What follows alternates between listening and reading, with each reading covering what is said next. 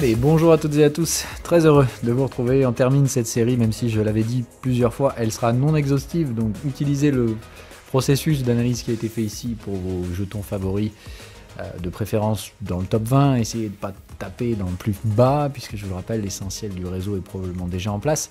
Ça c'est la conclusion qu'on essaiera d'amener et de structurer un peu tout ça dans la prochaine vidéo. Donc BNB est le dernier que je couvre, très important en termes de jetons, de comprendre la structure qu'il a, très particulier, vraiment, c'est un jeton à part. Il va pas être simple à négocier celui-là, voilà pourquoi je prends le temps de le faire pour vous.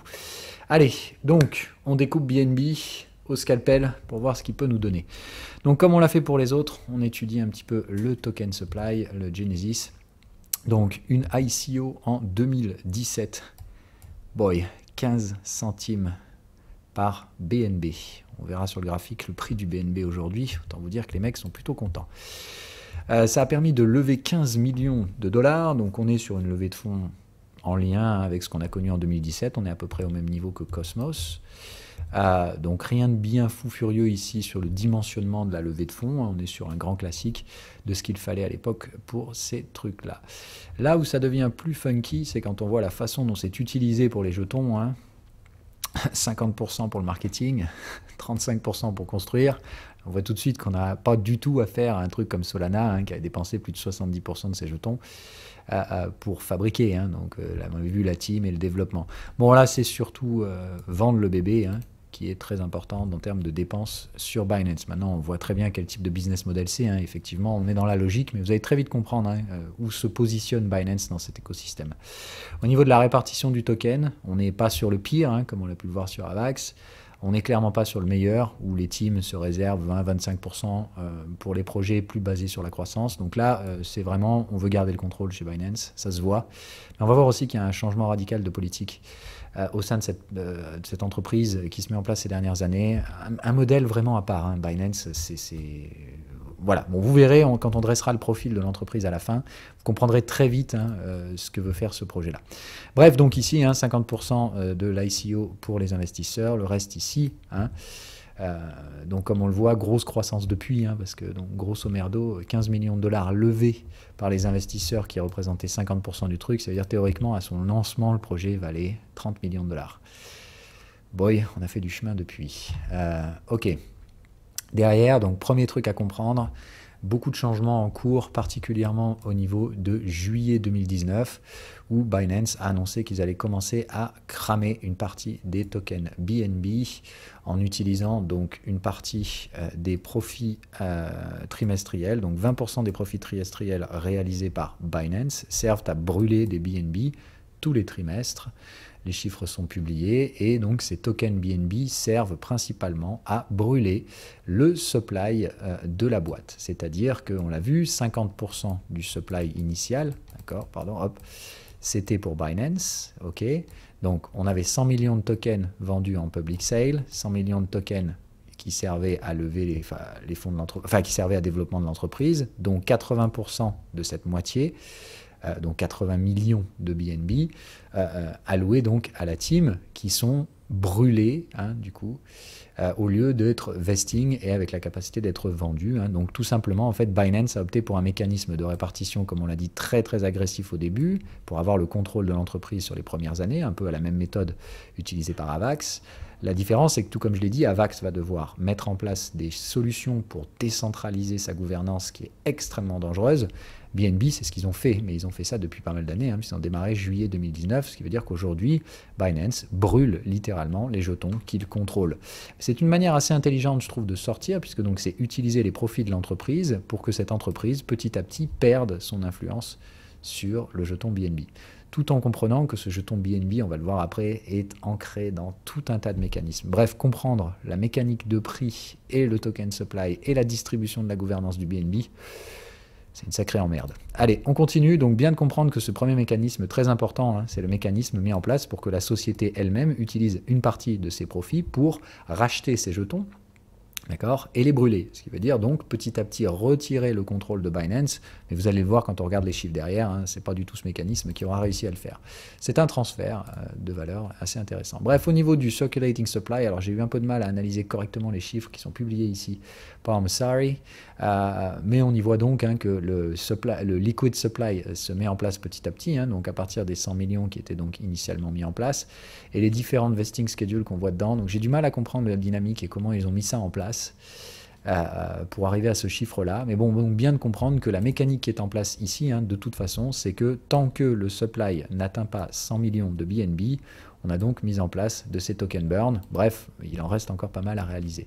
On va l'analyser un petit peu plus tard. Bref, la deuxième chose, donc, ça va être de comprendre où s'ancre BNB, d'accord,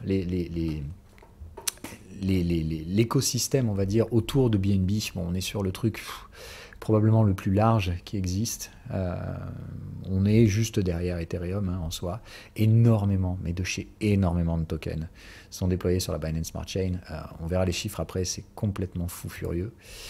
L'écosystème autour du jeton BNB qui est absolument fou furieux, hein, qui sert donc sur extrêmement de projets. Donc là, c'est plutôt Binance en général, hein, d'accord. BNB étant littéralement ancré à peu près partout là-dedans.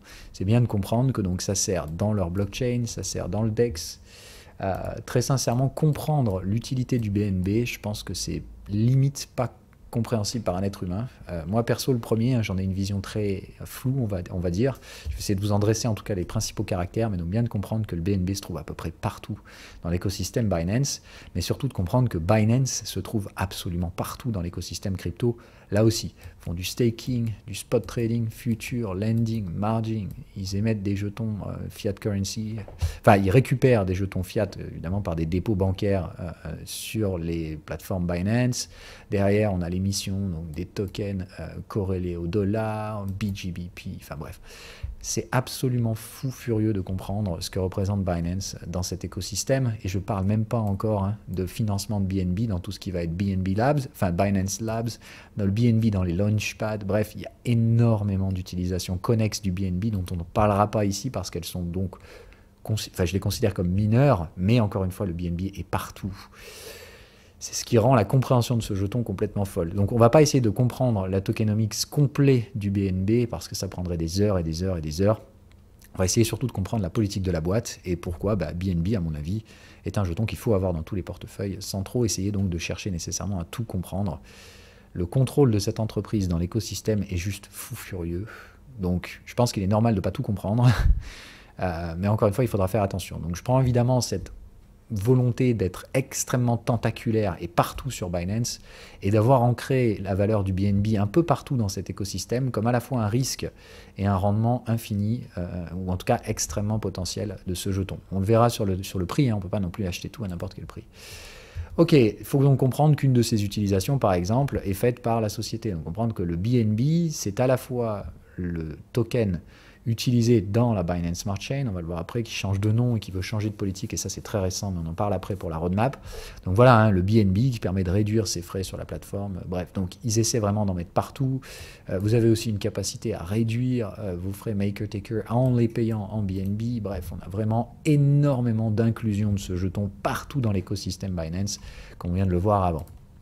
Ok, ça ne sert pas juste à la Binance Smart Chain, donc il faut déjà commencer à découpler ça, se dire le BNB en tant qu'utilité au sein de la Binance Smart Chain, c'est clairement un gros bébé, parce que la Binance Smart Chain est un énorme rouleau compresseur, avec sa propre vision hein, du modèle économique, ça aussi on va le dresser clairement, mais il faut comprendre donc que BNB hors de la Binance Smart Chain a beaucoup d'implications et d'intrications avec les systèmes de Binance, et Binance clairement est partout, c'est la société la plus tentaculaire que je puisse voir dans l'écosystème crypto. Bref, ce qui m'intéresse donc derrière, c'est de comprendre cette mécanique de supply, hein, comme on l'a dit, donc plus Binance réalise des profits, et on le voit donc ici, hein, ce qu'on a, c'est la corrélation des profits, puisque donc il crame 20% des profits en jetons BNB. Donc en plus, ça veut dire que le prix du jeton BNB étant plutôt orienté à la hausse, c'est quand même assez fulgurant, hein, donc le montant en dollars qui est cramé. Donc ça, c'est tout simplement, ce que vous voyez là, hein, c'est les profits de l'entreprise Binance, hein, puisqu'on y crame 20%. Donc on est sur un truc assez fou furieux en termes de burn. Juste pour vous montrer donc cet effet historique. Et donc ils continueront de le faire tant que le supply ne passera pas sous les 100 000 jetons BNB. Hein. Donc l'objectif étant tout simplement de sortir littéralement l'influence de Binance, qui était directe, l'influence de l'ICO. Donc sortir ces tokens pour qu'à la fin, donc, les investisseurs soient ceux qui soient rémunérés. Mais on le verra après, hein, Binance ne perd absolument pas le contrôle de son jeton, loin de là. Il s'agit ni plus ni moins d'un masque. Ok, donc derrière, évidemment, ici je vous mets le dernier hein, en date, 729 millions de dollars, juste pour que vous le mettiez en perspective, hein, d'accord? Donc on est vraiment sur un truc absolument fou furieux. En termes de token burn sur le dernier, donc bref, ça continue à un rythme absolument fou furieux, hein, d'accord? Donc ils ont carrément viré 1 600 000, donc ça fait 0,8% du token supply viré sur un trimestre. Bref, on est vraiment sur des trucs où ça avance, ok? Donc évidemment, l'objectif étant ici de maintenir la pression haussière sur le jeton BNB et en réduisant donc son supply, hein, c'est ni plus ni moins qu'un programme de rachat d'actions déguisé pour ceux qui connaissent ces mécanismes-là. Ok, là où ça se situe le gros problème de Binance, parce que donc encore une fois ici ce qui m'intéresse c'est de lever donc les avantages, les inconvénients. L'avantage on l'a dit, BNB, c'est le jeton de Binance, Binance est partout et ils ont mis du BNB partout. Donc c'est une folie furieuse la complexité de comprendre l'utilité réelle de ce token qui va se glisser un peu partout, ça va du Launchpad, on l'a vu, à Binance Charity, enfin c'est de la folie, la complexité des utilités variables de ce jeton. Par contre le principal problème, c'est-à-dire il y a vraiment beaucoup de demandes pour le jeton, mais le problème c'est le supply. Parce que malgré tous les efforts de Binance pour éviter d'avoir un accès direct et un contrôle direct de ce jeton, la plupart de ces jetons restent quand même dans des wallets contrôlés par Binance. Autrement dit, la gouvernance qui est liée par jeton reste clairement chez Binance. Enfin, je veux dire, ça se voit, c'est un truc de fou. Regardez, vous prenez Binance, Binance, Binance, Binance, Binance, Binance. Bref, quel est le contrôle externe de Binance? Autrement dit, la plupart des gens qui détiennent des BNB ne détiennent pas du tout le moindre pouvoir de gouvernance, puisqu'ils détiennent ces jetons généralement dans des cold wallets ou des hot wallets, mais qui appartiennent à Binance. Donc, c'est quand même assez fou furieux de voir la centralisation de la gouvernance. Donc on l'a vu, c'est un problème que j'ai levé sur Avax, mais alors chez Binance, on est assumé, mais pleinement en termes de total contrôle de l'entreprise.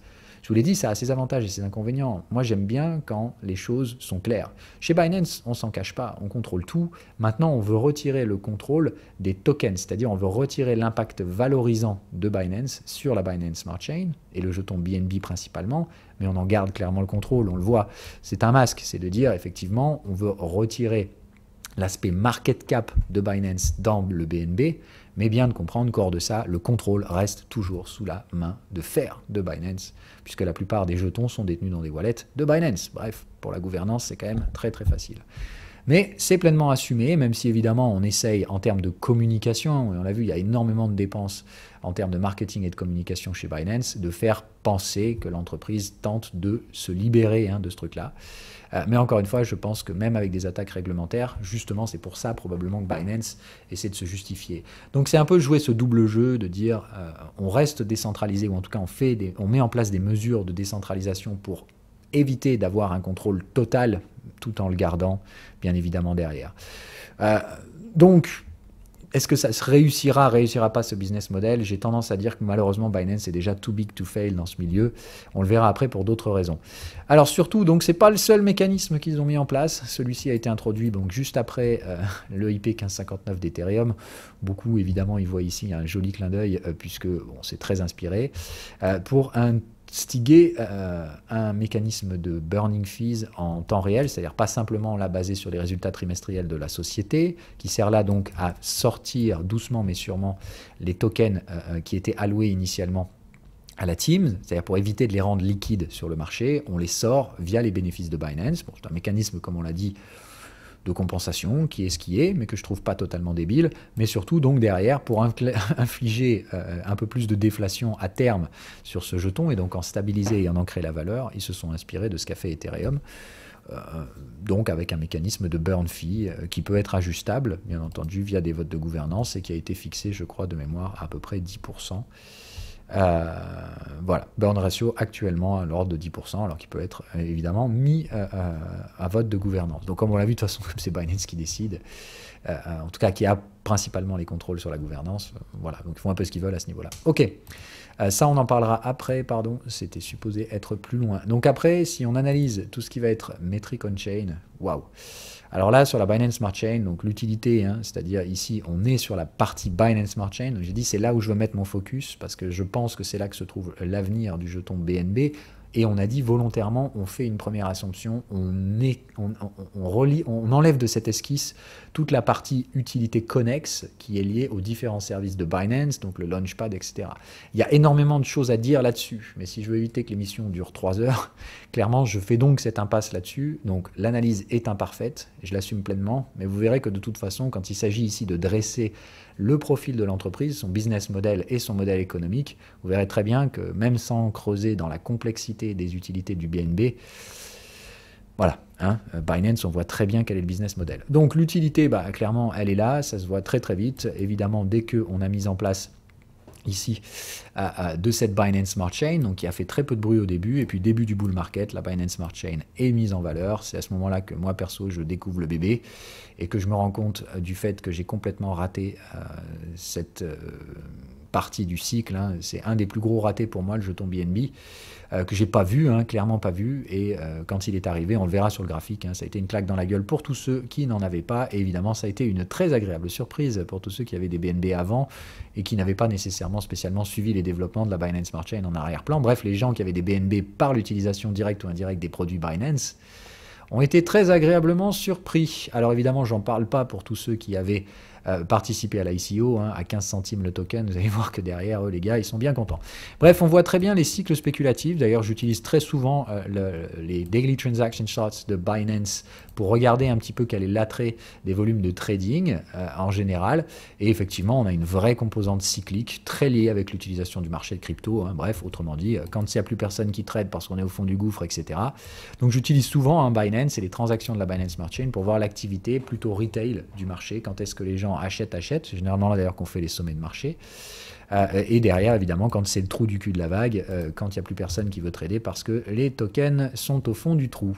Donc très intéressant, hein, cette composante cyclique, très ancrée dans le marché. Bon, c'est surtout, comme je vous dis, ce que ça retransmet sur ce graphique, c'est de comprendre que Binance est une part intégrale du marché crypto, à tel point que sa propre blockchain permet de voir les cycles spéculatifs. Bref, c'est vraiment de la folie, c'est la blockchain retail par excellence. Et pas que, hein, mais c'est principalement là que je pioche ces informations. En termes d'utilisation de la blockchain côté smart contract, on y voit ici donc l'apogée, hein, de la Binance Smart Chain, la mise en main totale ici à ce niveau-là. Ça bouffe de la market cap Ethereum. On le regardera à ce moment-là sur DeFi Llama. Je vais le rajouter d'ailleurs. Hop, voilà, on regardera ça juste après du coup. Donc bref, vraiment la mainmise, on a le disrupteur Ethereum, on verra dans les ratios BNB Ethereum, carrément le fait que c'est pour moi la seule blockchain, hein, qui a vraiment à un moment donné mis le doute sur la suprématie ultime d'Ethereum de par sa croissance folle furieuse. Évidemment depuis, donc structure de consolidation, hein, on est sur le classique de toute façon d'une mise en place d'une bulle, mais ce que j'aime beaucoup, c'est que donc sa consolidation ici derrière prend une forme qui n'a rien à voir avec un éclatement de bulles spéculatives, mais juste de dire ici, on a le point de départ de quelque chose qui, à mon avis, n'aura aucun mal à retrouver d'autres vagues haussières, hein, mais donc je pense qu'on est sur une stabilisation de la valeur. Tout simplement, on a l'installation d'un nouveau paradigme avec l'installation de la Binance Smart Chain. Donc je le maintiens, on le verra après au niveau des graphiques et des ratios qu'on a. Je vois difficilement comment la Binance Smart Chain ne restera pas un des acteurs majeurs du secteur DeFi, principal concurrent d'Ethereum pour ma part.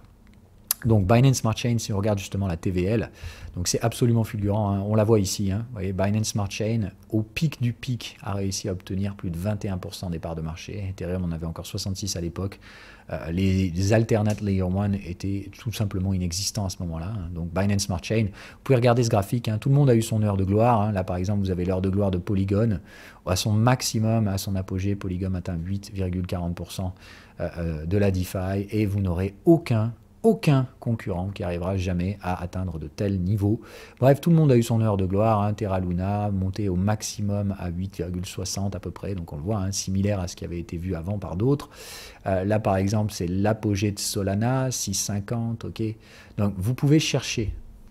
Personne n'a jamais réussi à reproduire l'expérience Binance. Donc, moi j'ai toujours coutume de dire, il y en a toujours un qui domine, d'autres qui suivent. Pour moi, en termes de compétition Ethereum, il n'y en a qu'un qui est légitime, c'est la Binance Smart Chain. Vous pouvez discuter tout ce que vous voulez. Je vous ai démonté Avax déjà. Je ne pense pas du tout qu'Avax ait quoi que ce soit qui puisse mettre en mal la Binance Smart Chain.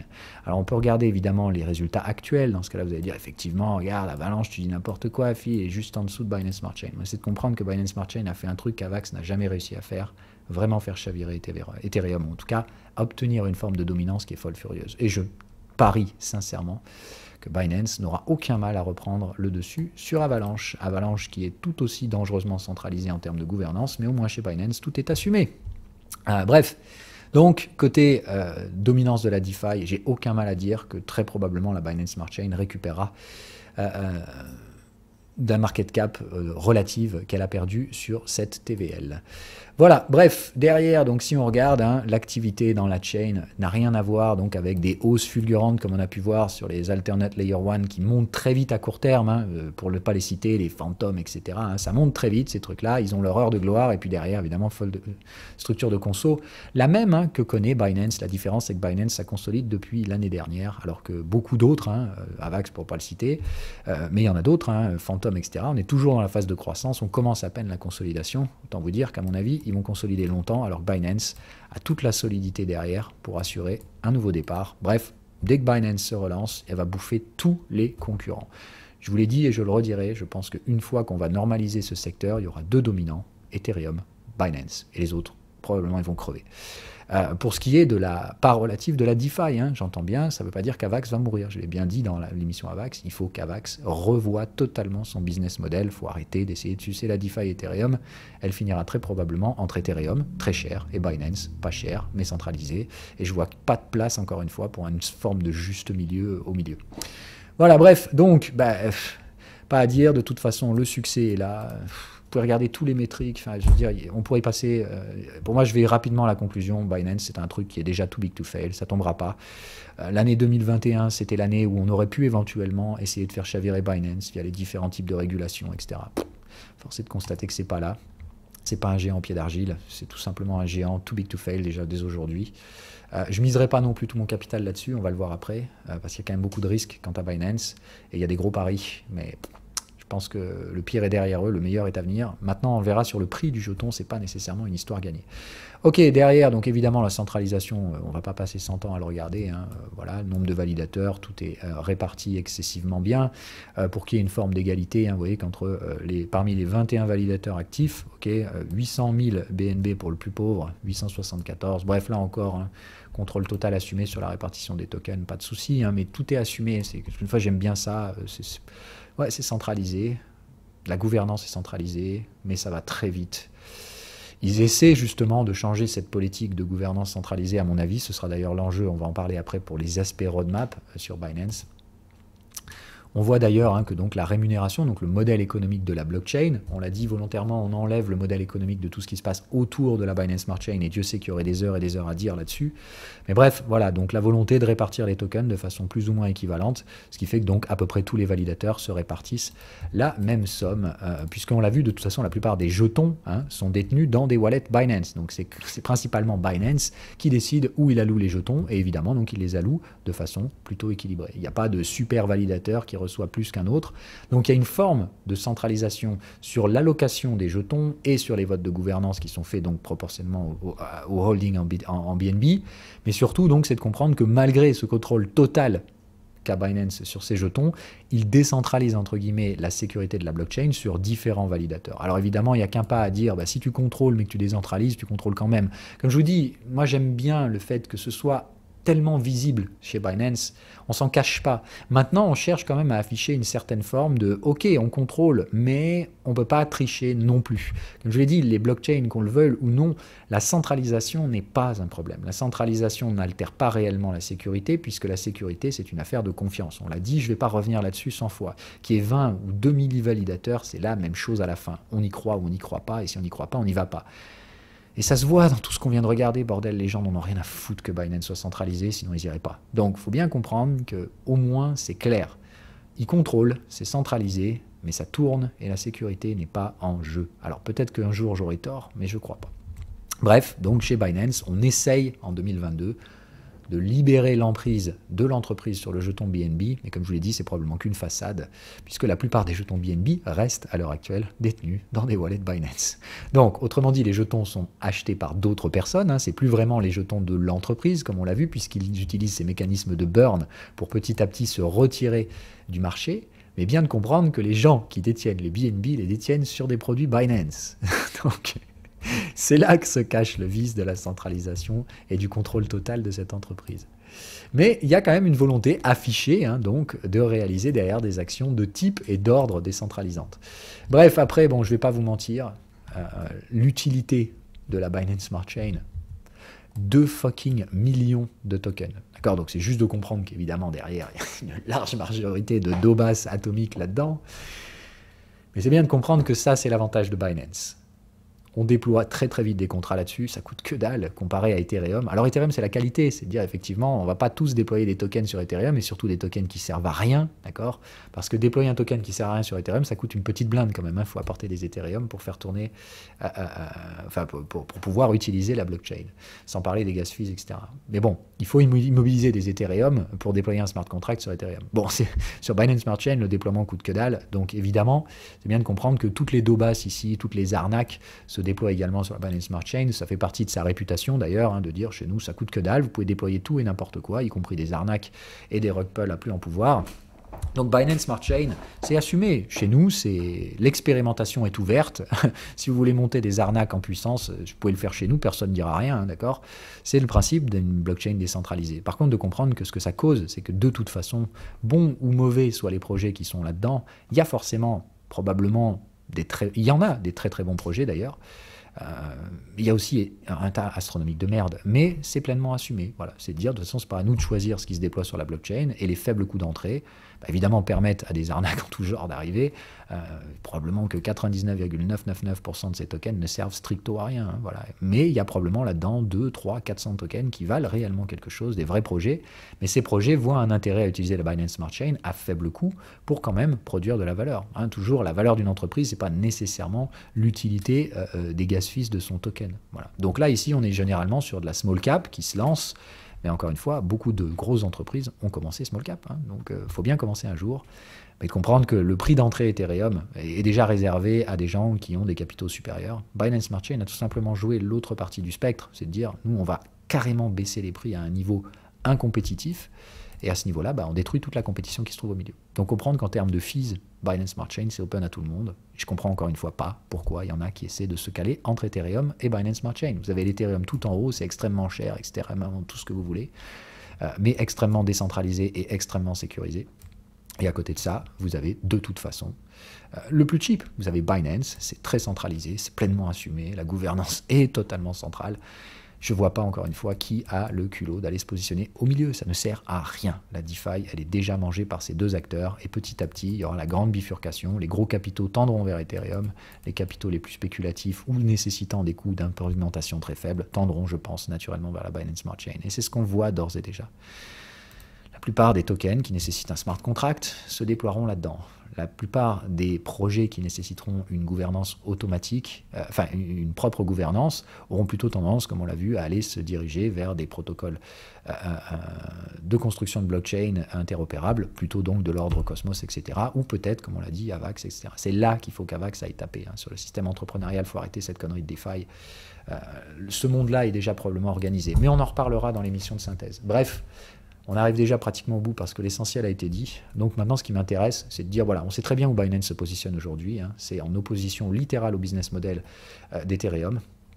Mais comme je vous l'ai dit, il n'y aura qu'un seul compétiteur légitime d'Ethereum. Ça n'est pas du tout Solana dont on a parlé, hein. Mais je pense que Binance Smart Chain l'est et le restera. Ok, avant de regarder les prix et de finir donc cette émission, on va regarder un petit peu la roadmap, les derniers changements. Alors celle-là, j'avoue que je ne l'ai pas vu venir. Apparemment, donc BNB déjà change le nom. Donc avant, ça s'appelait la Binance Smart Chain. Donc pour eux, c'est fini, hein. C'est plus la Binance Smart Chain. Ils veulent effectivement retirer Binance, le nom, hein. Donc c'est encore une fois de la com, hein. Comme on l'a dit, Binance, c'est beaucoup de com. C'est affiché, mais derrière, on fait un peu l'inverse. Mais bon, quand on creuse un tout petit peu la surface, on voit tout de suite le business model et le modèle économique de la société, hein. Tentaculaire, absolument too big to fail. Et le jeton étant créé en valeur absolument partout. Et même si on tente derrière de dire qu'on en contrôle pas essentiellement tout le supply, on a de toute façon le contrôle de la gouvernance. Donc voilà. Ok. Donc bien de dire, ils veulent changer le truc, hein. Donc le Binance Coin ne s'appellera plus le Binance Coin, il s'appellera le Build and Build Coin. Et la BSC, qui s'appelait Binance Smart Chain, s'appellera maintenant la BNB Chain. Donc la Build and Build Chain. Bref, on veut changer encore une fois le vocabulaire. Mais c'est important de le comprendre que même si le marketing c'est souvent vu comme ça s'est changé des trucs mais le fond ne change pas, ça change quand même la perception des gens. Donc très important, évidemment c'est pour faire face aux pressions réglementaires qui sont le principal problème de Binance, mais comme on l'a dit, hein, pour moi c'était 2021, le moment où les régulateurs allaient pouvoir s'y attaquer violemment, ils ont essayé d'ailleurs. Je sais que Binance n'a pas passé une super année 2021 mais personne n'a réussi à les tuer, et je pense qu'ils vont même se relever encore plus fort qu'avant. C'est mon avis, on en reparlera plutôt dans la conclusion. Mais voilà, Binance, pour moi, le géant incontesté, hein, que personne n'arrive à mettre à pied. Et voilà, surtout, donc, évidemment, ils surfent sur cet univers métaverse. Et je pense encore une fois qu'ils ont toute la possibilité de le faire, puisque je vous le rappelle, vous avez d'un côté Cosmos, qui permet de construire du bas vers le haut, tout en maintenant une structure de gouvernance. Maintenant, Cosmos, c'est un pari très risqué, qui, s'il réussit, à mon avis, n'aura aucun mal à trouver de la demande. Mais bien de comprendre que, hors des problèmes de souveraineté, il y a beaucoup de gens qui s'en foutent de la souveraineté, qui veulent juste déployer rapidement et à faible coût. Ces gens-là, ils vont tous chez Binance. Voilà. Donc, hors problème de souveraineté, enfin hors question de souveraineté, ceux qui s'en foutent de la souveraineté, Dieu sait que pour moi c'est important et je pense que ça le sera pour beaucoup d'entreprises, l'éthique n'est pas si... et d'ailleurs ce sera un enjeu dans les prochaines années, on en parlera dans la synthèse, mais il y a beaucoup de gens qui s'en foutent, hein, pour lesquels business is business et qu'il faut faire des sacrifices, il faut faire des compromis. Le compromis Binance, il est très simple, hein. Vous compromettez une gouvernance littérale, mais par contre vous la compromettez à qui ? À une entreprise qui sait très bien comment gérer tout ça. Donc, c'est une question de confiance, comme je l'ai dit. Tant que le lien de confiance entre l'utilisateur et la société qui gouverne principalement est là, même si c'est une façade derrière de décentraliser, la gouvernance reste à plein pouvoir chez Binance. Vous la laissez, hein, c'est-à-dire que personne ne vous l'impose. Binance ne vous impose pas de garder ses jetons dans vos wallets, enfin de garder vos jetons dans ses wallets, mais vous le faites. Donc, comprendre que c'est un mécanisme affiché et volontairement affiché comme une décentralisation, mais nous donnons, nous, en tant qu'utilisateurs BNB, la plupart du temps, cette gouvernance à eux, quand même. Donc, vous comprenez que ça, d'un point de vue du régulateur, ça peut pas...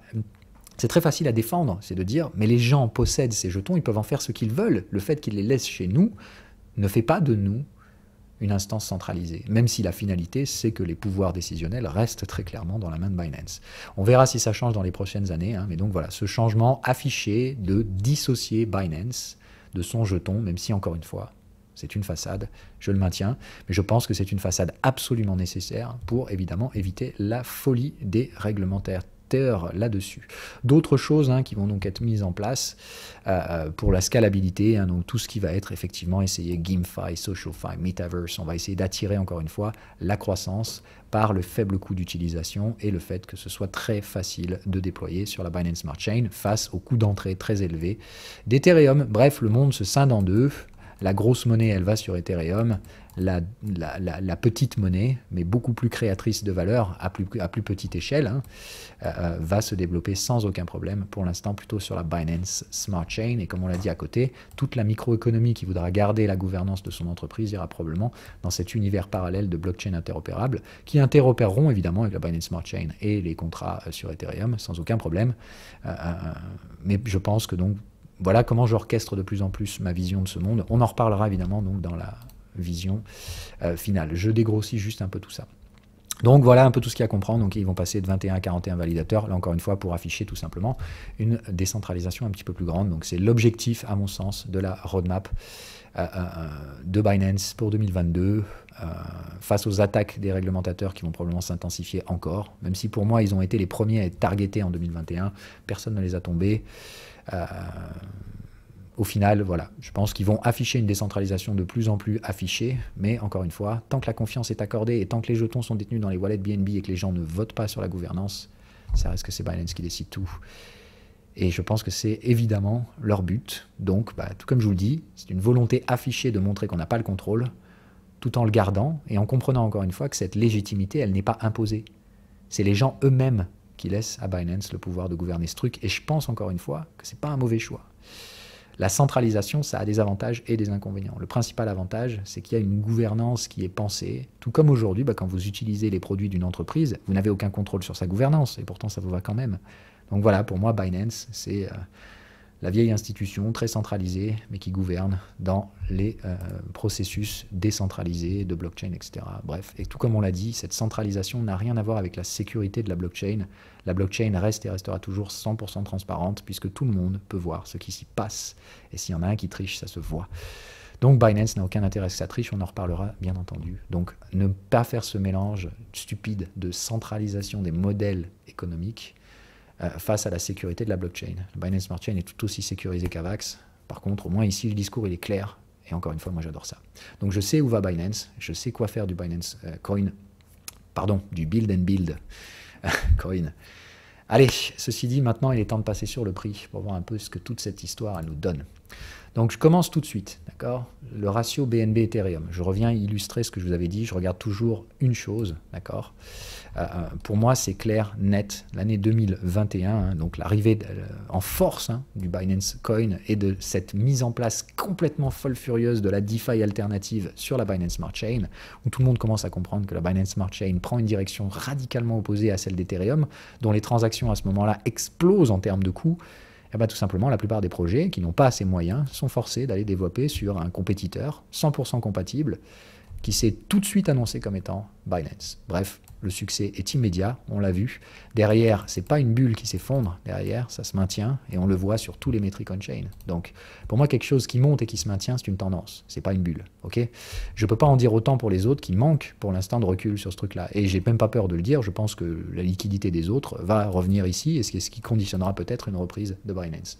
Maintenant, est-ce que Binance va avancer plus vite qu'Ethereum? Ça, on en parlera dans le modèle économique derrière, parce que là, on parle de valeur, de market cap. Donc attention, dans la market cap, je ne pense pas que Binance ait réellement beaucoup à faire dans les prochaines années, mais par contre, j'ai aucun mal à dire que Binance se maintiendra durablement comme un compétiteur légitime d'Ethereum. Donc au minimum, ce sera acheté dans cette zone, ce sera probablement vendu ici. Et à terme, je doute que Binance puisse réellement s'installer dans la zone 30-50, puisque je ne pense pas que Binance puisse renverser Ethereum. C'est très clairement le petit frère assumé, pas cher. Et en termes de capture de valeur, on en reparlera dans la vision finale. Je pense clairement qu'Ethereum gardera un leadership très avancé par rapport aux autres, en termes de market cap, parce que c'est ça l'avantage d'Ethereum, sa sécurité relative à sa market cap. Bref, je pense que Binance a tout le loisir de rester à moyen long terme en oscillation autour de ces 15% de market cap relative à l'Ethereum. Donc comme j'ai beaucoup d'espoir sur Ethereum, et on en reviendra là-dessus, je pense sans problème que Binance est un jeton qui pourra suivre la donne sans aucun souci, probablement en récupérant tout ce que les autres ont essayé de sucer de la DeFi Ethereum, puisque donc toute cette DeFi qui est dans d'autres projets aujourd'hui a très probablement, à mon avis, un choix à faire. Est-ce qu'on va vers la qualité Ethereum, mais ça aura un coût? Est-ce qu'on va vers le bas coût? Dans ce cas-là, effectivement, il faut faire des concessions sur la gouvernance, mais on se dirigera vers Binance, et je vois toujours pas le moindre intérêt à ce qu'il y ait un juste milieu là-dedans. Voilà, donc pour moi, Binance, ça se voit par rapport à Ethereum, c'est l'opposé assumé en termes de coûts.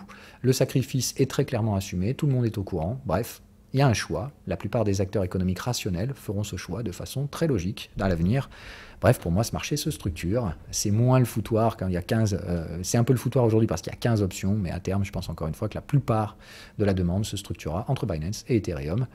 On parlera de la capture de valeur plus tard. Bref, ensuite, le jeton en lui-même, à proprement parler, donc pas par rapport à Ethereum. Binance. Ok, donc le token, on le voit, bon, aucun doute, hein, ceux qui n'avaient pas des jetons Binance avant le début de l'année dernière, clairement on a tous été pris de court, hein. Moi, pour moi, impossible de rentrer dans un jeton qui montait comme ça, hein. Donc j'ai fait quelques petits shorts quand c'était très cher là-haut, j'ai racheté derrière vers la zone des 200$, et puis bah, c'est tout ce que je pouvais faire. Donc voilà, essayez d'acheter au prix le plus possible, donc moi c'est là où j'ai racheté des BNB, j'en avais quelques-uns, mais vraiment très marginalement, c'était plus lié à mon utilisation de Binance. Donc voilà ma zone d'accumulation, mais si on retrace l'histoire, hein, tout simplement, c'est le jeton BNB avec une utilité principale, donc comme on l'a vu à travers les différentes utilités de la Binance, de l'entreprise Binance, hein, donc plutôt de l'exchange centralisé, etc. Et puis là, donc le changement radical de politique, découverte du fait que le jeton a une utilité externe, basée sur un produit qui n'appartient plus nécessairement à Binance, mais comme on l'a dit, ça reste quand même appartenu sous une certaine forme, surtout sur la gouvernance. Mais bref, la valeur du jeton BNB n'est plus réellement détenue, hein, par Binance. C'est ça qu'il faut comprendre, hein. Ils ne sont plus détenteurs des jetons puisqu'ils burnent leurs propres jetons. Donc évidemment, il en reste, et comme on l'a dit, la gouvernance reste chez eux. Donc c'est une façade, mais hormis le sacrifice de gouvernance, la possession des jetons est de moins en moins celle de l'entreprise. C'est très important de le comprendre. Ok ? Derrière, donc, de voir que depuis, la blockchain, encore une fois, malgré cette hausse fulgurante, moi, quand je vois un truc pareil, je me dis, mais qu'est-ce qui se passe? Il faut comprendre que Binance, ça n'est pas une bulle. Je l'ai clairement cru, j'étais là en mode, mais qu'est-ce qui se passe? C'est de la folie. Mais on a atteint des ratios tellement élevés que réellement, pour moi, le seul qui a aujourd'hui une compétition légitime à Ethereum, c'est Binance. J'y ai pas cru. Franchement, moi, le premier, j'y ai vraiment pas cru. J'ai trouvé ça complètement fou. Mais force est de croire que je me suis trompé. Je suis arrivé trop tard dessus. Mais encore une fois, je sais reconnaître la valeur là où elle se trouve. Binance, il faut absolument avoir ce jeton en portefeuille. Combien? Est-ce que je pense qu'il faut mettre 5% de son portefeuille dans un truc pareil? Non. Je pense que minimum 2, c'est voilà ce qu'il faut pour ma part. Je maintiendrai de toute façon toujours 2% de mon portefeuille dans Binance, tout comme je vous ai dit le faire pour Solana. Alors ça, c'est ma propre gestion, c'est pas un conseil en investissement.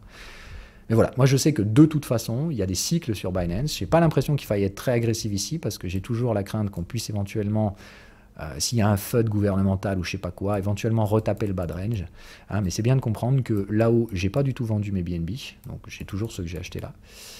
J'envisage pas d'en racheter aujourd'hui, je vois pas nécessairement l'intérêt de renforcer mon exposition, mais de maintenir systématiquement 2%. C'est-à-dire que si le prix du jeton Binance n'arrive pas à suivre le reste du marché, j'hésiterai pas à le renforcer. Ok, mais c'est plus de dire, je pense que la valeur du BNB, elle va suivre ce marché. Pour les raisons qu'on a vues, Binance, c'est tentaculaire. Ils sont ancrés partout dans ce marché, que ce soit via le Launchpad, etc. Pour moi, il n'y a pas de crypto sans Binance. Voilà, je vais faire simple. Alors que tous les autres projets, là, je pense que la crypto sans Luna, ça existe, la crypto sans Matic, ça existe, la crypto sans Rose, ça existe. Bref, pour moi, il y a un truc dont je suis sûr qu'il existera toujours dans 10 ans, c'est Binance. Ouais. Je suis un peu moins sûr, hein, je vous dis, sur d'autres trucs, type Ethereum, etc. Il peut y avoir un point d'interrogation. Il y a bien pour moi aujourd'hui un truc dont je suis quasiment certain qui sera toujours là dans 10 ans, c'est Binance. Maintenant, est-ce que dans 10 ans, sa market cap sera x100? Ça, j'en suis pas si sûr, comme on l'a dit. J'ai besoin de voir ce jeton se stabiliser, mais par contre, si Binance réattaque la TH, putain, ça va faire mal.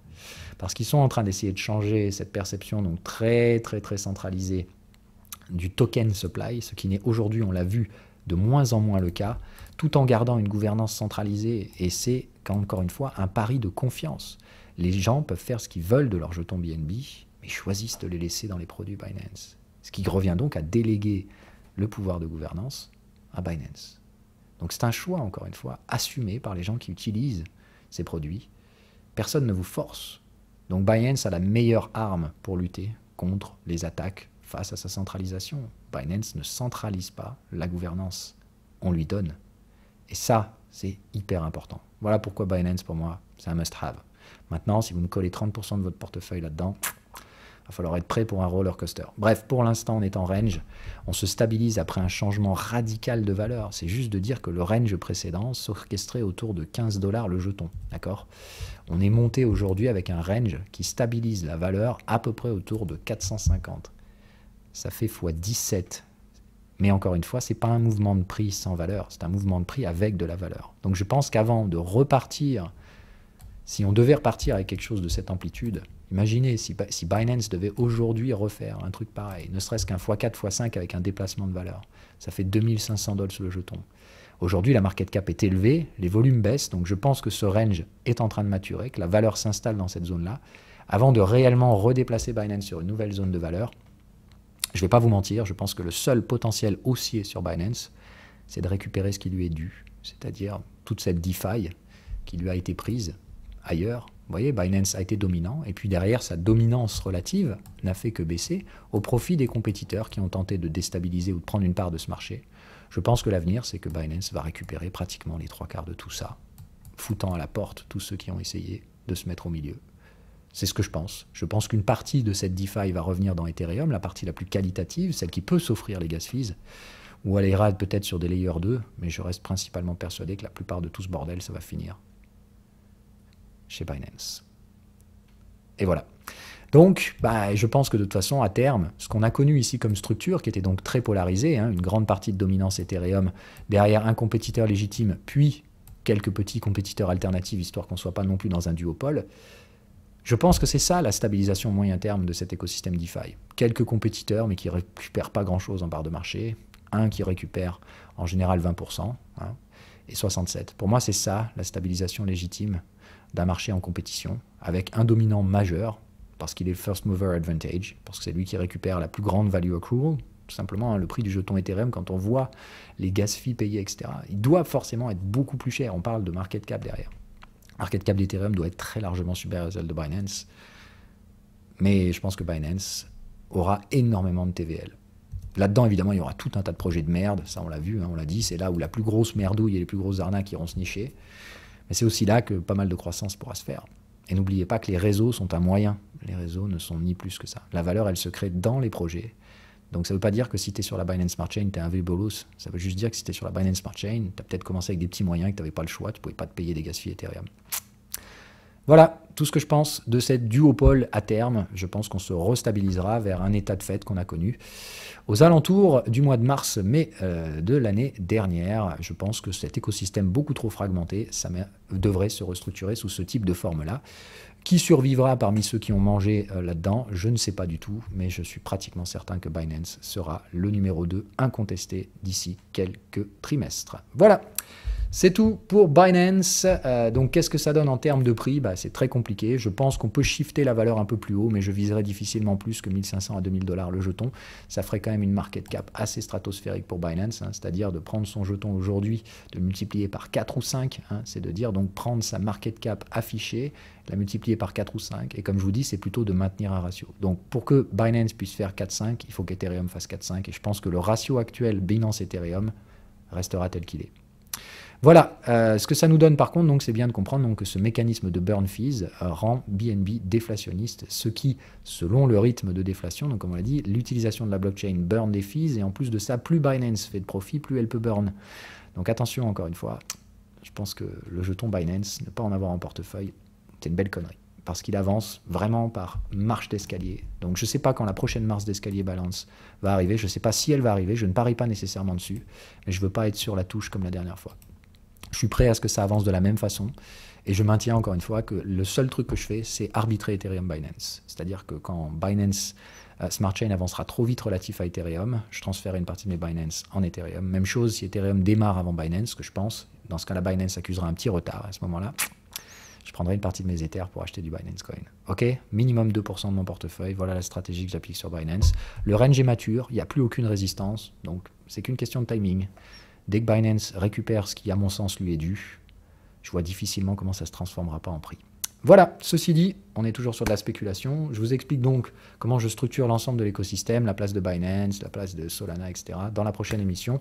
Mais donc j'espère que là c'est très clair, on le voit, que ce soit sur le business model ou sur le modèle économique. Binance, tout est très clair et j'adore ça. Allez, bye bye.